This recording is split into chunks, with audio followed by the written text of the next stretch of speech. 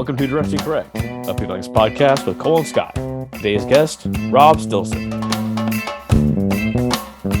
Thanks to our sponsors, Worklytics. Generate actionable insights from work data while protecting your privacy using workplace analytics with our partners, Worklytics. Going on. That's probably what's going on because I have not gotten a haircut since February of 2020. Oh, wow. Okay.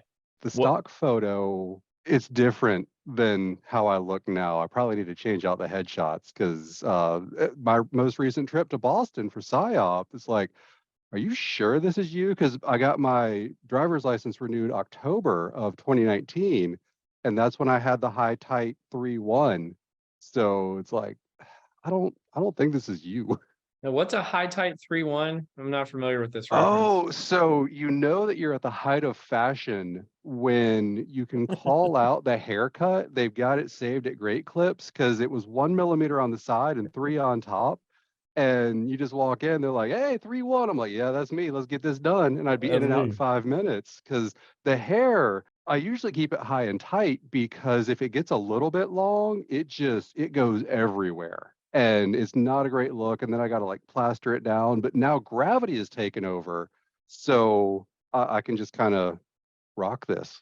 Well, Cole and I are both in Texas. I mean, in Texas, like the bigger the hair, the bigger the pathology. That's how you know when crazy is coming at you, right? Yes, I guess this is my own personal rattle for the rattlesnake. Like this guy, I don't know what we're gonna get from him.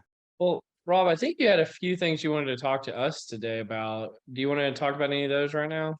Sure, we can lead this off. And one of the things that's concerned me over the past couple of years is I call it the Mighty Ducks problem. And I'm not sure how many of our viewers are familiar with the movie The Mighty Ducks, but it came out, I think it was early 90s Disney movie, really good. I'm probably losing half the audience here, but one thing that I heard after this, we had to figure out, are we going to train actors to play hockey?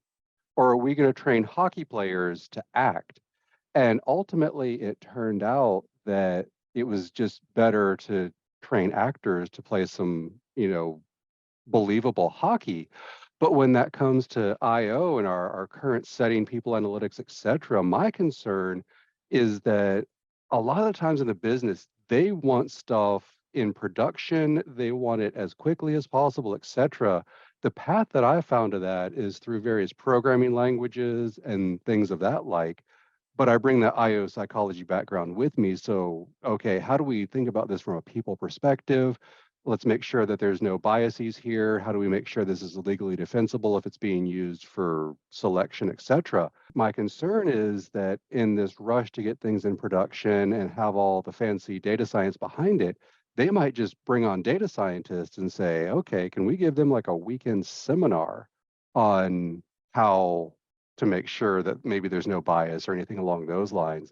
So I'm trying to press all of the IOs I know to get into, or at least be familiar with the programming, coming at it at scale, thinking long-term and larger of how we can just stay in this conversation, because I'm concerned that we might get passed by if we don't stay current to all that.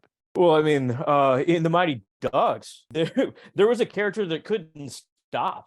That was his whole bit. That was his flaw in the movie. Like he actually couldn't stop. So it makes sense that they would actually train an actor and just incorporate into the movie that they couldn't stop. I thought you were gonna say the Mighty Ducks problem was the fact that the flying V formation was like totally illegal. That would never be allowed. That's just interference on the highest level. Your point is apt. Your point is apt. Like all you really need is a weekend seminar on adverse impact for a data scientist to actually make a ripple, right? Because it's like, oh yeah, we checked that box. We're good.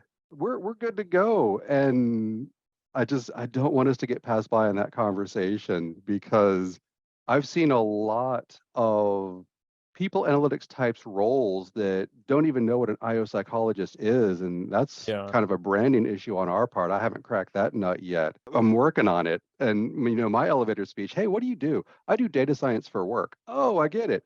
As opposed to, I'm an industrial organizational psychologist. I lose them right there.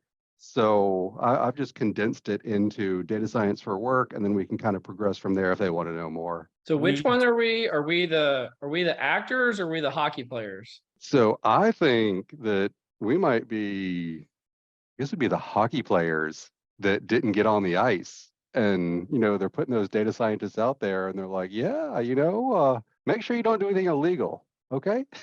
Yeah. So parents out there, don't teach your kids to be hockey players. That's what I'm taking away from this.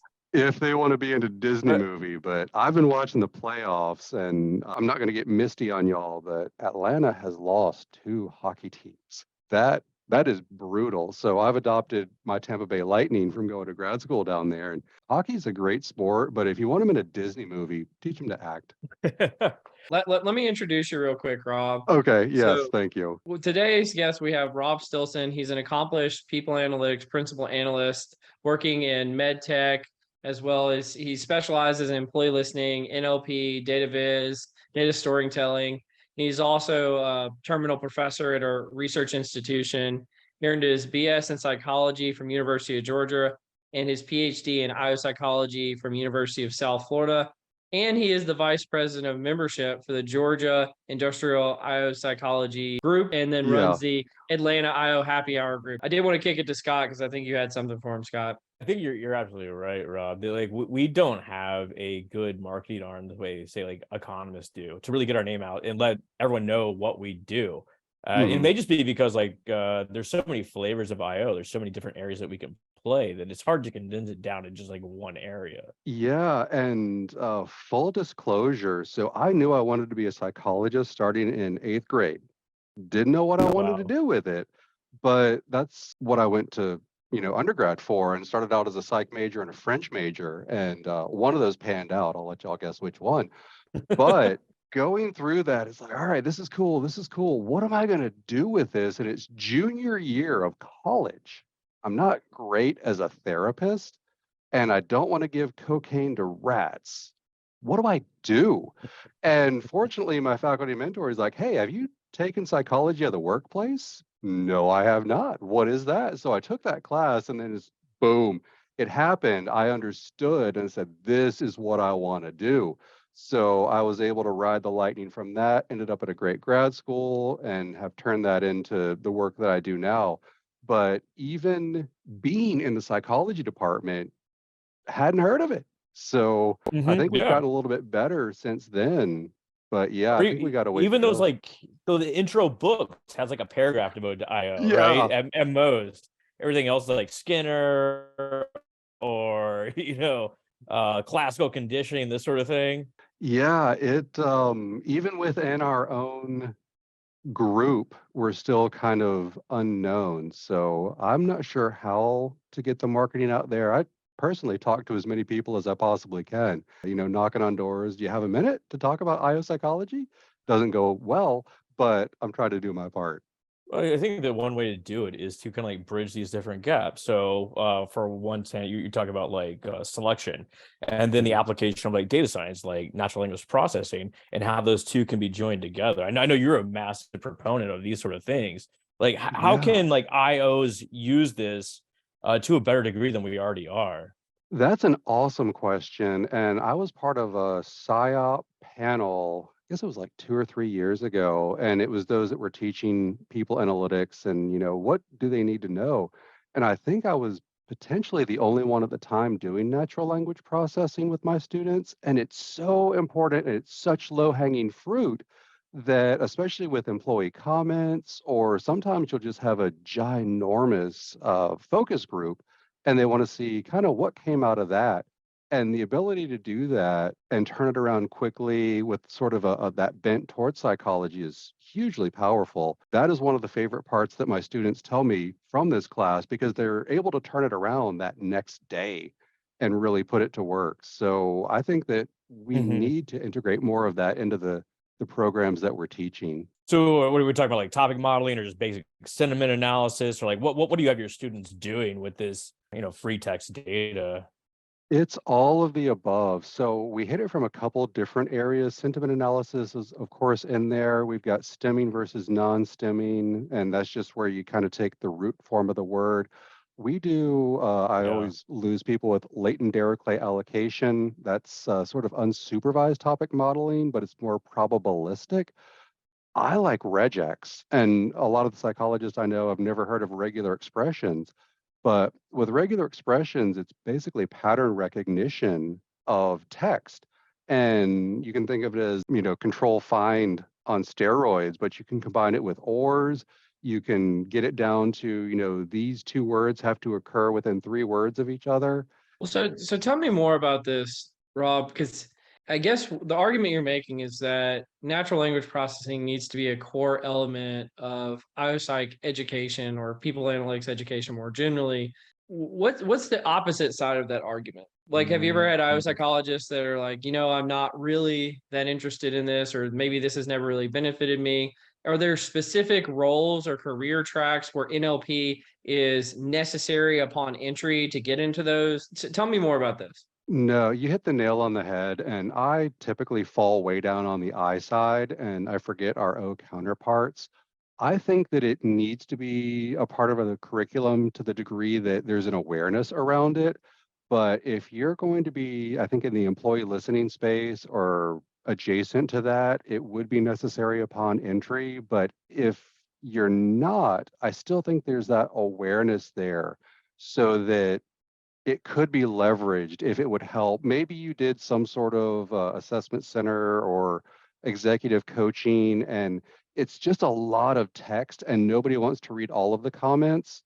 Or if it's going to need to be repeated, then they won't have to read them over and over again. So it's a lot of awareness. And some of the students that take my class, it's an elective, they are not going to do this in their daily work, but they now have awareness of it, and then they can reach out to others and say, hey, have we approached the problem from this standpoint? Like, what are the limits of like NLP or any of these sort of like advanced analyses? From like one perspective, like NLP is like orthogonal to a lot of things that we do, totally different. We're quickly going into a world that we don't really understand, right? I Mhm. think we can all agree on that. Like, is it okay, like from an ethical standpoint, to record, say, a job interview and then transcribe that text and then run NLP on it to predict personality characteristics, intelligence, who knows what? Great What kind of, question. I mean, I don't know. It's the wild, wild west, and attended a lot of good sessions at PsyOp. This is kind of like that passive listening aspect of it. And one of the things that came out of that is give people the option to opt out. So if you're going to use Mhm. what they've said, typed, etc., give them the opportunity to opt out of that.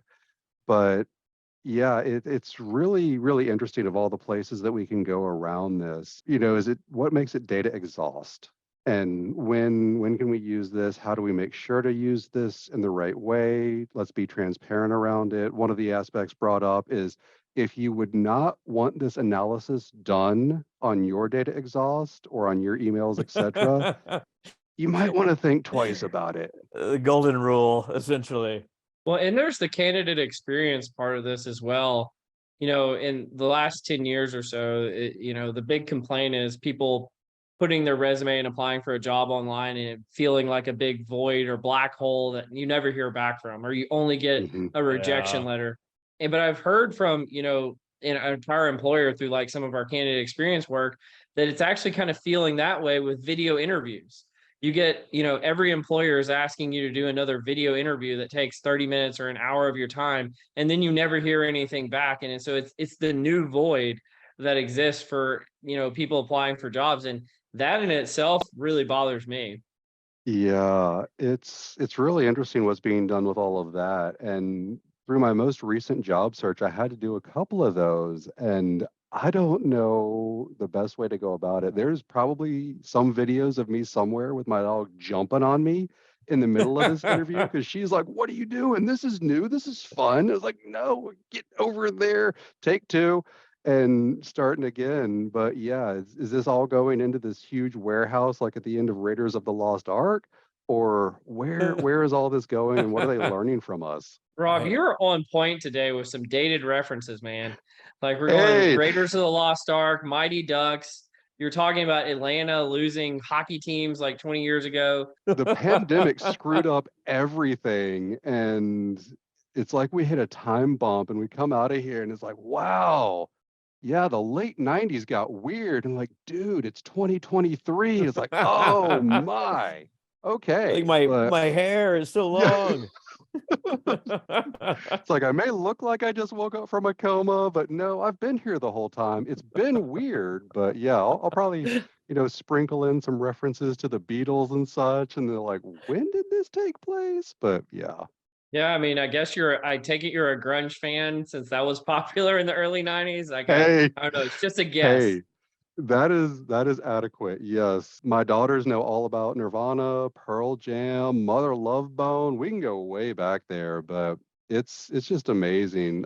Y'all, this is y'all's fault. I'm blaming you. I'd never listened to podcasts before, and then I kind of caught wind of this, and it's been great listening to it. But looking at other podcasts, there's the history of rock and roll, and I think 500 songs, and there's so many episodes. I think they're up to like 160 something now, but just tracing that from the beginning, it's brought all this back. So, they started in the 20s, and I think that anchored me. So, any Oh, more references in the podcast, I'll try and make it a little more current. we'll try to work in as many 80s references and early 90s references as possible. Like Great. we'll try to get the Goonies in later. Definitely. Yes. Great movie. I think it's kind of crazy with you. I think you were kind of an early adopter to the work from home type of environment. It's surprising me you haven't come across podcasts earlier because I feel like that's very much your work from home activity. But I don't know, tell us about what that was like being early to that mode of working. Yeah, I've been essentially doing this since 2011 with a boutique consulting firm at the time. And I don't know why they started that way, but it allowed them to leverage talent from everywhere. So we were based all over the US. I think we only got together maybe, I mean, we always got together at SIOP, but there was a home office, and I think we only got together in person there one time. And I worked there for about 6 years, but it was nice at the time, and I think I got used to this because with all that flexibility, the video quality wasn't nearly what it is now. So we would often not turn on our video cameras, and I could just be off camera, and I kind of got used to that. And now as we progress, especially after the pandemic, it's like, yeah, turn your Zoom camera on. Oh, I don't want to be on camera. It's so yeah, I'm getting used to it still, but I just tell them if I'm not on camera, just imagine me like this, and we'll go from there. Just make it your background, clearly, Right, right? that's what I should do. But I mean, like you raised a real point. Like I'll call you a wily veteran of the work from home game. Even you, it sounds like you don't like being on camera. Do you ever get like this meeting fatigue, the Zoom fatigue from everything's a 30-minute block. You got to be like on point on front of the camera, all this sort of stuff that everyone kind of experienced during the pandemic. What are your feelings about this? Like how to combat it? My past two workplaces, I think they've done something really good where you would just sort of have an automatic block from, let's call it 3:30 to 5 of heads down working time. Nobody schedules meetings then, Yes. and you are able to get stuff done.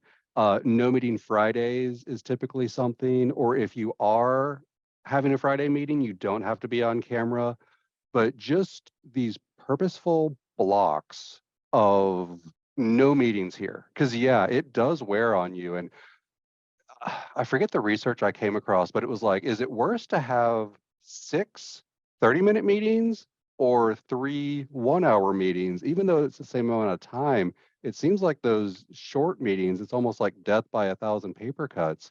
But yeah, it can wear on you. And I just try to block off time. And if you absolutely need me, here's how you reach me. But if I'm just bouncing from here to here to here, I'm not going to be terribly productive that day. I think you raise a great point. Like, I think about Zoom fatigue in the moment. Like, you're having to like deal and like for whatever reason, it's like a totally unnatural, and it is. It's an unnatural sort of thing we probably didn't evolve to be part of. But the meeting blocks themselves, like if you got 30 minutes in between two different meetings, it's hard to get anything done. Like, Yeah. I'm sure there's research to say that you can't switch tasks that quickly and trying to ramp your brain up, this sort of thing. But then again, like having 3 straight hours of meeting is just brutal in itself, right? Yeah. And it'll overlap lunch, especially if you're working across time zones. It's like, Oh, oh, yes. your 2 p.m. is wide open. It's like, that's not my 2 p.m. That's your 2 p.m. Do you think that there are issues that people are going to encounter, such as like less mentoring, less career advancement, just because they don't have that face-to-face time? Or That's a really interesting point, and I'm not sure what that is going to eventually look like. I've heard that people may get promoted less if they're not in some sort of core office, but I've been doing this so long, and during the pandemic, I had to teach on Zoom that I think that I'm used to coaching and giving mentor advice via phone now, but I've been doing this for years. Yeah, you're it's the going to be veteran. interesting. Absolutely. Yeah. Well, speaking of teaching, and I know I kind of butchered it in the intro, but like you're leading some of these local like networking groups. Any like tips and tricks that you have for, you know, either virtually or in person, being able to network effectively? I've done a couple of presentations around this and started up my group almost 15 years ago now, and now being part of the membership with GuyOp. A lot of times people are hesitant to network. It's like, oh, I'm not going to know anybody. I don't even know what this is about. Yep. So I'll encourage them to reach out to me and, hey, if you don't know anybody there, come find me and I'll make those connections for you. Or if I know other people of similar interests are coming ahead of time, I'll just kind of get them clued in to, hey, these are the people that I think you would work talking with. For the in-person stuff, this came out of Al Adamson's PFAL meeting in Atlanta, and Rob Cross was actually the guest there. But it was the stickers of 4 different areas. You get blue if you're people analytics, you get orange if you're DE and I, and that way, just looking at somebody's name tag, it's like, oh, they do people analytics too. Let me just lead with that.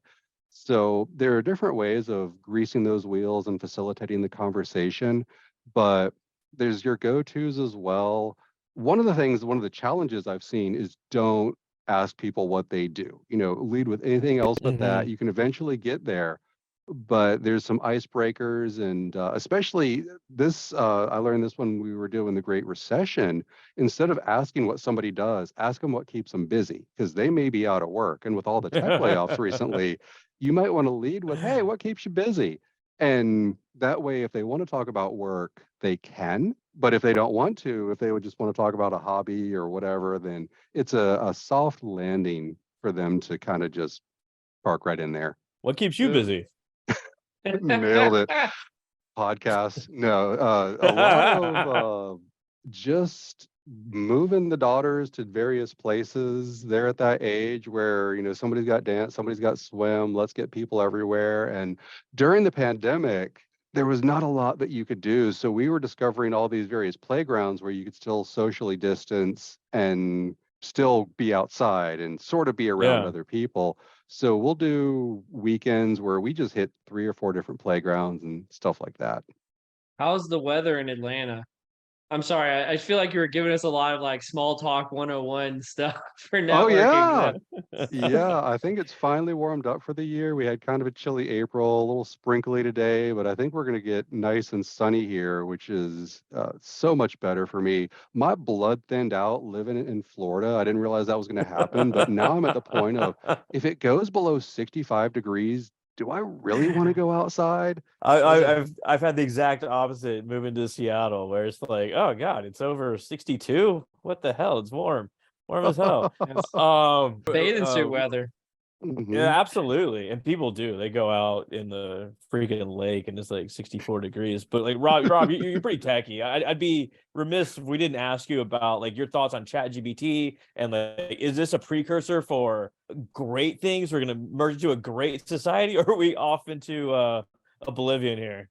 Oh my goodness. I think I'm excited about it. I am choosing to be optimistic. I also always use please and thank you when I prompt it, just because I don't want to end up on a list. I Yeah, because do the I same think thing it to remembers. Alexa. Yeah. Yeah, right, exactly. Oh my Right. gosh. And I have to teach it in my class. This has been brought up by those of us that teach. How in the world do we handle this? Because, hey, write me a 5-page essay on X. Boom, it's done. You can tweak it here, you can tweak it there, you do a little bit of fact checking, make sure it's good to go. But that just took you, what, 10 minutes? Coding as well. I've adopted it as an R copilot, and I know it does well as a Python copilot as well. A lot of my class is about coding and learning how to code and putting in Mhm. that sweat equity. So what I think we're going to do this go around is have them do the homework and the projects on their own, but then incorporate Chat GPT or whatever generative AI is the flavor of the day at the time and submit that and then submit the final one because I can't not teach them about it. Their competitors are going to know about it. This is happening. How do we embrace this? So, and Cole, I'll throw this back at you. You did the paid version, which I think gets you Chat GPT 4. I'm still on 3.5, but have you seen a marked difference between the two? Because I'm thinking about splurging. I mean, it's all right. I don't know how to like. I don't want to like give them like free advertising or something like that, since I feel like we've already done that on the pod. But it's better in some ways. They actually have these little dial bars on there that shows you like where GPT 3.5 is actually better in some ways than 4, but 4 Mhm. is better in other ways. So I'll just kind of defer to OpenAI in that sense. I do find it's more conversational. Has been my general kind of like. I feel like Mm. GPT 3.5 was more like freshman 101 essay on every Mhm. topic, where it's more conversational with GPT-4. Does it hallucinate as much? And I guess if the listeners are unfamiliar with that, sometimes it lies to you. And you got to be dang sure you know what's going on in there before you say, there's my citation. I mean, I'm not writing a whole bunch of research papers, and so it may have been hallucinating on me. But I always, we mentioned this with Alexis at PsyOp, but I always ask it for the references. Like I'll ask it to do the regular response, and then I'll ask it for the references in the second response. I find that works pretty well. It may be hallucinating. I know Alexis actually did this test on her own biography, and it like Yeah. invented stuff for her using 3.5, but I mean, my thought is I'm not famous enough to do the test, so I can't validate if it's hallucinating with GPT-4 on me. Yeah. And I sent y'all what it sent me because I was, I heard that podcast at PsyOp and was like, oh, I'll be fancy now. I'll put my name in there. And we don't know who you are. Apparently, you have not made an impact on history. I was like, wow, brutal feedback. I needed to hear that, but thank you, ChatGPT. We'll have to Yeah. go write our own bio now. Yeah, the two It, best compliments for being Rob or Cole is you're very achievable or forgettable. Well, either one. Yeah. Yes. do you want to step into the confusion matrix with us? Let's go. Let's go. Okay. Today we're gonna do how about pick a number? Like this is like totally free form. Your only well, not your only job, but your job right now is to pick a number from 1 to 28. That's very specific. Because Let's we have go with 28 items. oh, okay. Very good. Yes, yes. We'll go with 3. Oh, this is a good one. Rob, what is your favorite meme? Okay. And the meme game has been strong recently. I've seen a lot of the good ones where I think Yes. she's, I don't know, 5-year-old girl that's kind of got this evil look over her shoulder as there's like this house burning. And there's been a lot of good ones around the workplace involving that one. Oh yeah, where she's watching the world burn behind her, kind of like Yeah. a wry grin. I've kind of got one like along similar lines. And this is an oldie but a goodie. is the dog that's in the room that's burning around him, and it says, "This is fine, everything's Oh fine." yeah. Yes. Oh yeah. That is my favorite every time. That's it's so applicable to so many things. I like the little like Muppet that's like giving like the side eye, like he like looks Yeah. sideways and then looks forward. Yeah. Oh, and I don't know if y'all are into dad jokes, but I think it's a husky, and it looks like the husky is laughing. So it's kind of, it's a calm husky, and then it's got this big smile with the eyebrows raised, and yeah. Yeah, well, your meme game is strong, Rob. Well, we got to continue that meme game, and let's do some nerdery. You down for some nerdery, Scott? Yeah, absolutely. What do you want to Awesome. start with? I want to start with something that comes up every few years, which is this whole concept of generations and the workforce, and how generations are so different. And it was the millennials were so different not that long ago, and now it's Gen Z is so different. But as every few years, it has to be debunked. And so McKinsey published some research called Gen What? Debunking age-based myths about worker preferences. And they go through and they go through all the different generations in the workforce and ask them things like why they would quit a job or why they would stay at a job, kind of employee value proposition related things. And what they find is it's basically the same stuff across generations. The one key difference that they find, which makes total sense, it's all about life stages, is the only different, like all generations care about compensation, all of them care about their leaders being strong. The one difference is the focus on their career. People who are younger in their career are really focused on having career advancement. But people who are later in their career already had that advancement, and therefore it's lower on their ranking of things. But generally speaking, it's pay, management, all the good stuff that we always know is consistent across generations with very small differences. And so, again, I'll say it. I've probably said it on the podcast before. I'll say it again.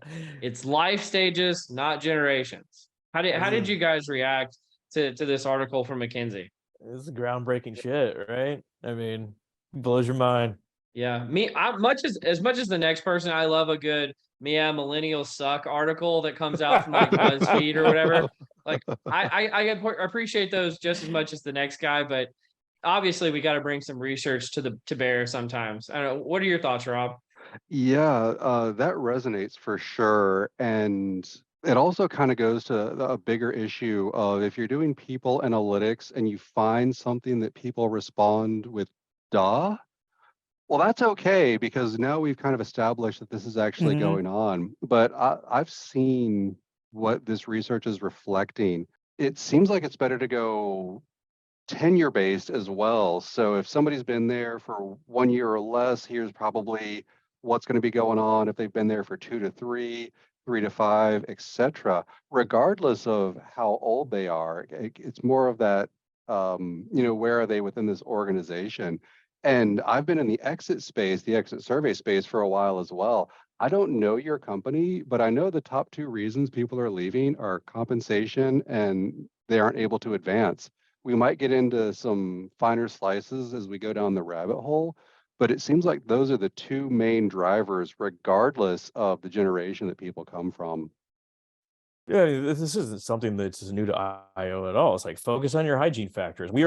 It's also really reinforcing. Like we are more similar than we are different as Hmm. people. So like if you take care of things like compensation, take care of things like development, making sure your boss isn't a jerk. Guess what? People are gonna have a good work experience. But to Cole's point, also, it's like this article didn't bring up the juicy stuff we really want to know. Like, are Gen Z, are they really lazy? Are boomers like workaholics? And like, who has the cell phone in the office that keeps ringing? Why is it making noise?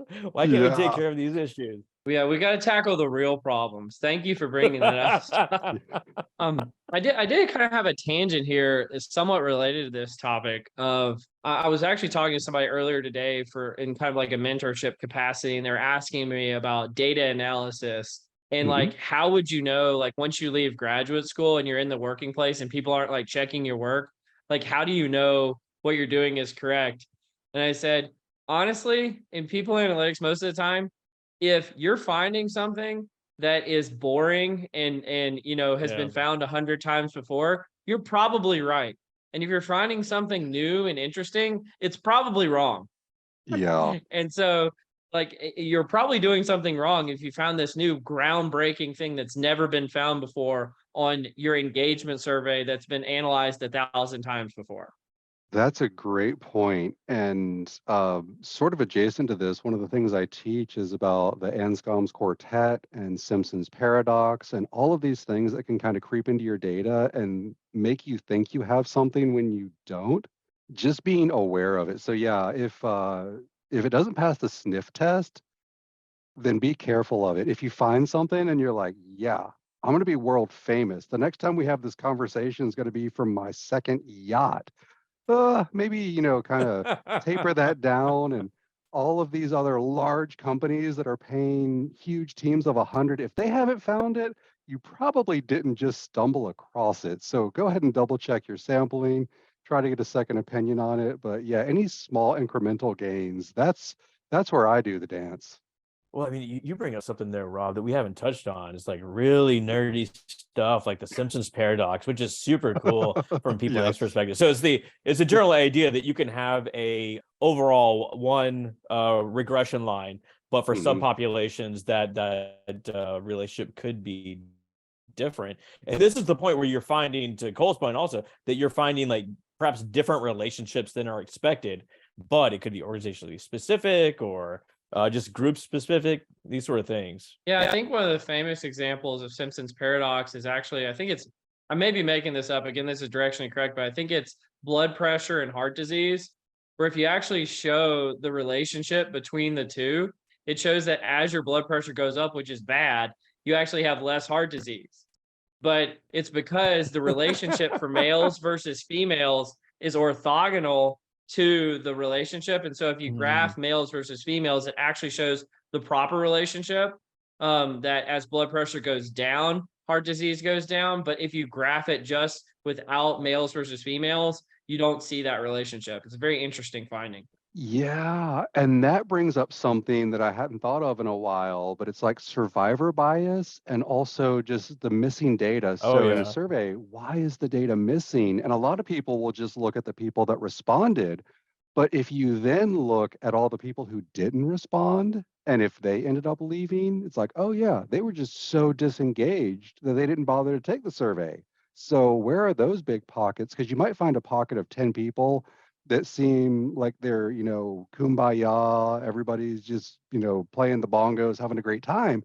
And the other 20 people in that department didn't respond. So it looks like, shiny, happy people holding hands, but it's really just getting ready to have a huge turnover issue and we gloss over it. There you go with these dated references, That is Rob. early 90s. That was a great album. Playing bongos at work. Where are you working, man? I'm working from home and I'm not on camera, so they can't see the bongos. I just do the mic up and I get in a session. Speaking of work in some capacity, this is a kind of like another node sort of study. So orgs are clearly under pressure to deliver, and the idea is that larger teams can deliver more. And this has advantages. Obviously you got more people, more resources, this sort of thing, but it also comes with a coordination cost. And managers tend to focus on those process gains, but not the consequences of the larger teams. They call this the scaling fallacy. So with team size, managers underestimate the number of hours to complete a project.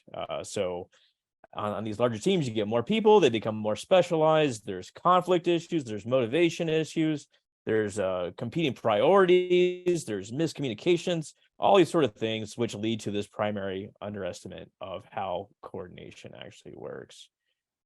Yeah, I'd always heard this. I don't know if it actually comes from scientific studies or something, but like a team of 5 engineers can sometimes ship a product quicker than a team of 50 engineers with the same task and with higher quality. It's not just faster, it's better oftentimes. And so I think the concept in economics is the point of diminishing returns or the marginal utility, but really that implies that the utility levels off. Really, utility actually decreases sometimes when you add more people to the equation. So it's probably more like a inverted U relationship between team size and performance. Yeah, and it's interesting. So I did a stint in the external consulting world, and it was really interesting because I think on our team we probably had about 40 people, but we were all working on different projects, and it was sort of next person up would be who would get assigned to this team as long as they had the skills. Some of those smaller teams would do better, especially when it came to documentation and just knowing your role and being able to actually push stuff out the door. So sometimes you'd get an additional 2, 3 people on the team, and it's like, okay, wait, who is covering this now? I thought that was Yeah. my job. Let's do another meeting to talk about the meeting to figure out who's delegating for this other meeting. And yeah, more cooks in the kitchen doesn't really always work out.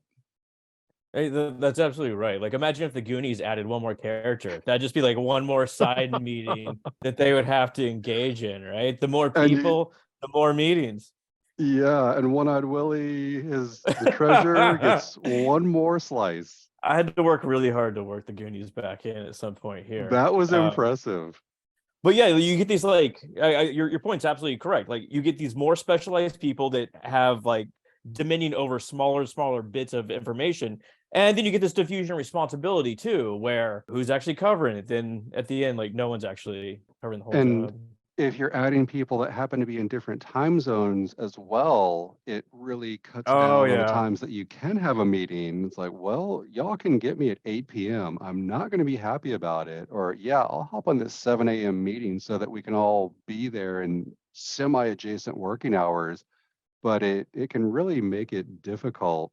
With the project plan. It's like, okay, well, we had it assigned to these 5 people. Here's how we're going forward. Now that we added these two, what gets split off? And then there's that overhead of trying to figure out yeah. how are we revamping the project. Yeah, the thing I always think about in these problems is like middle management. A lot of Mhm. middle management, the job is meetings. Like there is no productivity Yeah. outside of meetings. It's just meetings. I see that as kind of both an independent variable and dependent variable in this equation, like a cause and an effect.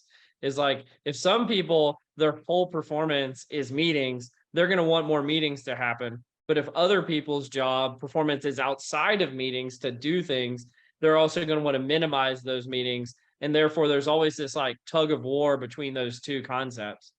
It's like that guy from Office Space. I'm a people person, damn it.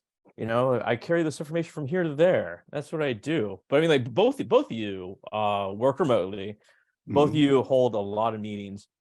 And Rob, you kind of hit on some of this earlier. Like, are there steps that you take to mitigate like the meeting strain that you encounter, be it shorter meetings or like, I'm not going to take that meeting, I just make that an email? Or how can people help themselves from this sort of situation, especially if they suffer from like a bloated team?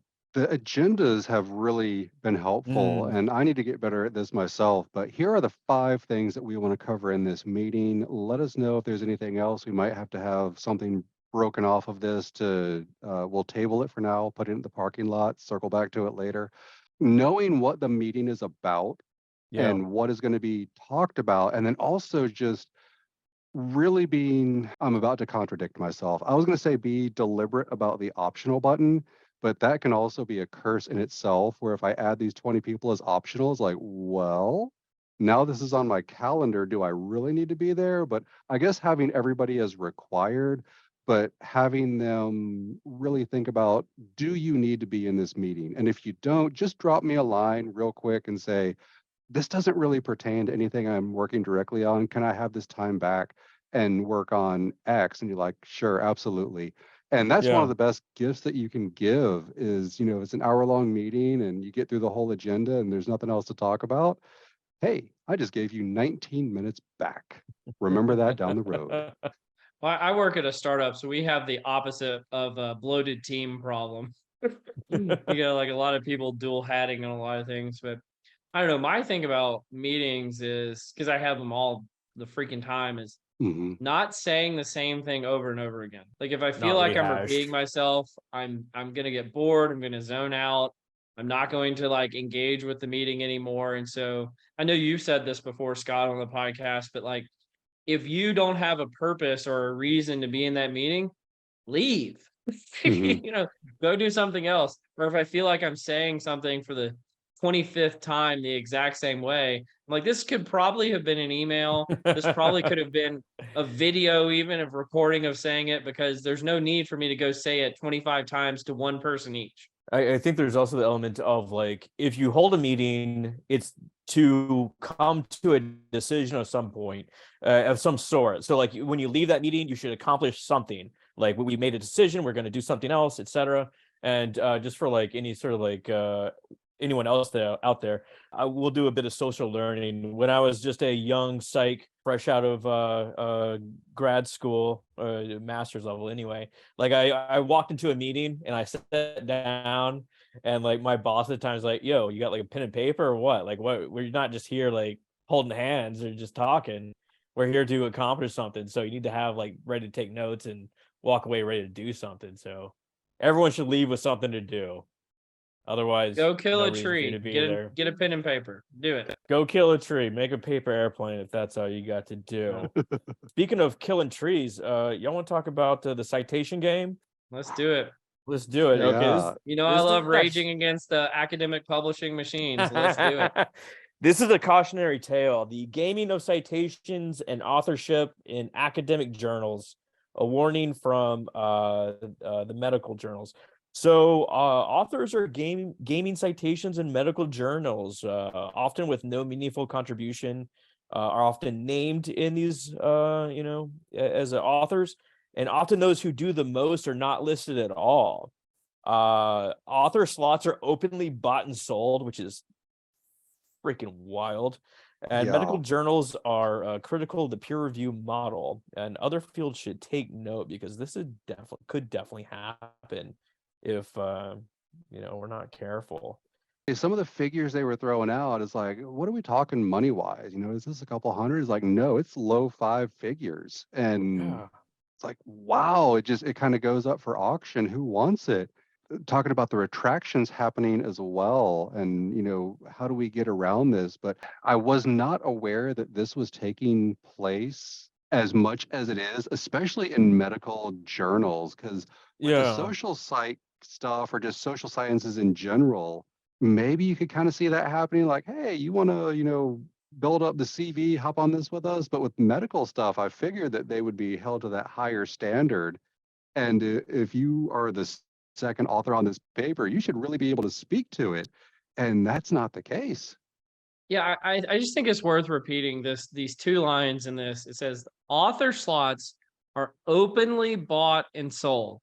The problem is magnified by the academic publishing industry and by academic institutions. So they're colluding together.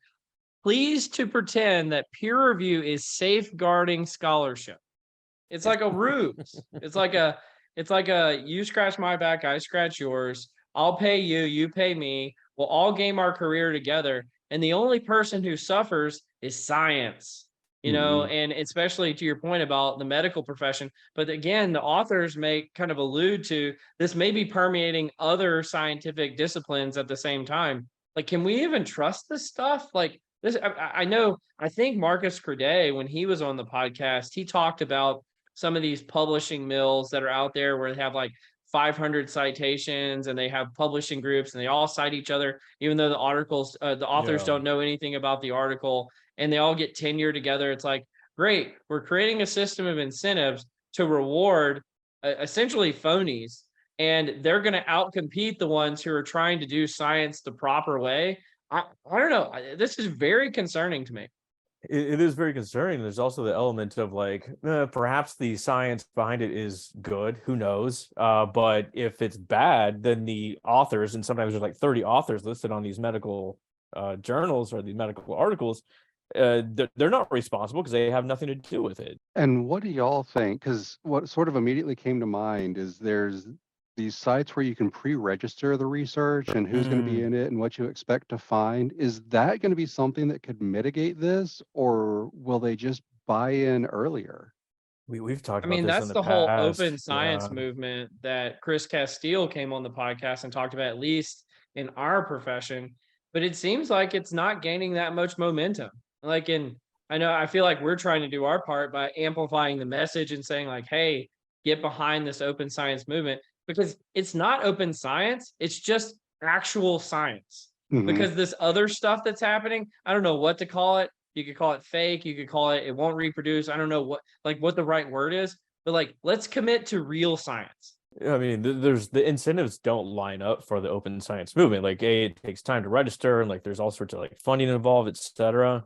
Probably the best example I've seen of like trying to determine authorship from at least like a psych perspective is like the APA scorecard, which just gives you a score of like who came with the idea, who did the methods, who did the background research, all these sort of things. And at least you could have some sort of like credible or at least objective way to assign first through whatever authors. And at least people are contributing in some sort of way. It'd be great to attach that to a journal at the very end as an appendix that every journal needs to adhere to, something like that. Yeah, it's something to keep in mind going forward. And just how do we keep this in check and make sure that these people actually know what they're talking about and what has been credited to them? The non-reproducible aspect of a lot of the research out there and the retraction, and it's really accelerating. Like, could you pass a pop quiz on your own Right. research paper? Yeah, that would be something. Relatedly, like, are you guys writing anything, and how much you charging for an authorship? Yeah. How much If for you third have to author? ask how much it costs, Scott, you can't afford it. Yeah. Oh my goodness. I'm not currently writing anything, just a lot of stuff for myself, but I gotta keep it real. And maybe we should do, I don't think that it's as bad as something like PSYOP, but pop quiz open comp time. Hey man, you were number 3 Oh, author on this paper. You have 2 minutes to sum it up. Go.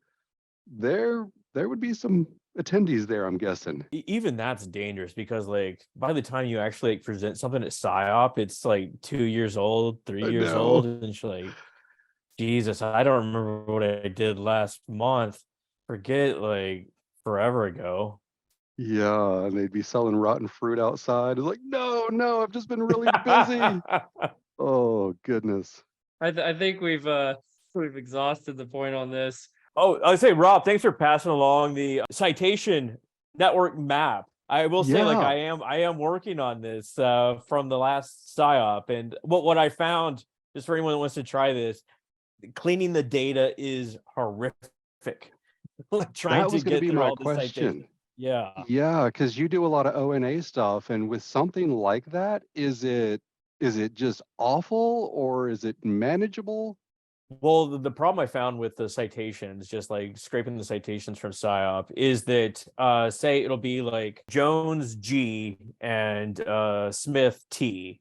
Yeah. Smith T may also be in another citation as like T.J. So it's the Yep. same person, but they don't align. Speaking of which, if you'll indulge me, what should I be teaching my students to be the best people analysts? What needs to be like the core that you would want to see if you were hiring? It's a great question. It's a great question. I would just be teaching them Would to normally be find a taught. So better like professor. ah I'm kidding. You're great, Rob. No, you need to know your GLM, and you need to understand how, like, some sort of like EQ sort of stuff. You need to understand how to talk to people and relate to them and understand their needs. It's nothing super fancy. That And is, ChatGPT, you gotta teach them that too, yeah, apparently. I haven't incorporated data storytelling as much as I would like to yet, but I'm trying to find ways to mix that in because if you do the best research ever, and even if it's super interesting, if you can't convey that message to the key stakeholders, it's not going to resonate. It's going to live on your laptop forever. I need to incorporate that in there somehow so that they can get more comfortable taking like a GLM, but then Mhm. plucking out the best aspects of it so that the VP says, yeah, I get it, as opposed to losing them with facts and figures and maybe graphs that they don't understand. I'll just give a plug here to one of our previous guests, Craig Starbuck. He's Mhm. got a book coming out soon called The Fundamentals of People Analytics Using R. And it is fantastic. And it covers basically all the basics that you should be aware of if you're an IO psychologist that wants to get into people analytics. And the other thing is like my company actually just released something called the Learning Hub. So this is very top of mind for me because we've Hmm. been working on this for months. And essentially what we did is we just broke down people analytics into like all the core areas of what you might learn, and then found people who are expert in those areas and got them to get on film and talk about it. And so I would say like that's the best thing you can do is just find all the different areas and at least learn a little bit about each one. And then probably specialize in two or three so that you can differentiate yourself from other people. I'm constantly amazed by how much or how prominent the issues that come up in your first month of like research methods are applicable to pretty much anything you do on the job. So you're talking about have a control group, randomize samples, basic hypothesis testing, like all these sort of things that are often not followed through, but are just massive from an experimental standpoint. Very cool. You'll never know how many t-tests you'll have to run in your career. I agree. Oh yeah. And then one more thing before I forget. Are y'all following anybody in particular to stay current in the people analytics space? I I follow follow Cole. Scott. Very Scott. cool. Have y'all come across Matt Dancho's stuff at all? Yeah, Oh yeah. he's good in He's the data doing, science space, I would say. yeah, I like his visuals and I like how he really focuses on the ROI. So I've tried to incorporate a lot of that into my work as well. And I think he poo-poos on Python a lot, which I don't mind. So there you go. It's good to have like a variety of different areas to play in because like a lot of people will cover the same topics just like from a Mhm. different angle, and often they've tackled the same problems that you're dealing with, perhaps even better that you could deal with it. So like economists have like really good perspectives. I follow data viz people. I follow even like architecture, this sort of thing. But just Yeah. get a variety of perspectives. That's really good. I have a Uh, really weird life now. Used to be I would just like follow people and like learn from them through like LinkedIn or Twitter or whatever in the past. Now, like when I find somebody that's doing something really cool, I invite them on this podcast or another podcast, yeah. or I host a live session with them, or I invite them to an event. And so like I just get to know a lot of these people. It's weird, surreal, but also humbling at the same time. Did y'all have a totally different PSYOP experience than you've had before? I hadn't been Uh, since 2018 anyway. So it was different just because I hadn't been in a long time. Because I'm guessing a lot of people came up to you just talking about it, and it's like, y'all are amazing. And it's like, who was that? we're big in Switzerland. I won't say her name, but she stopped me at PSYOP and essentially said that her kids, shout out to you out there, you know who you are. Her kids love to listen to us in the car on the way to school to learn English, and because we talk about math in a fun way. And Very so cool. that just made my day. That floored me when Scott told me that. I Yeah. was like, they're learning English from us?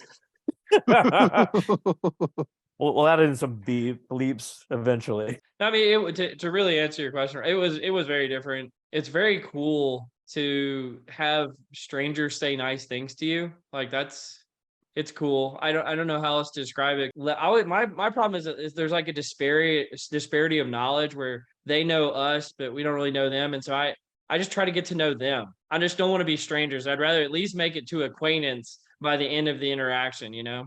Well, Rob, you've been an amazing guest today, and I've been looking forward to having you on here and getting to. I actually did learn some things about what you were saying about NLP and just your perspectives on data science more generally. So I'm excited to have had this conversation today.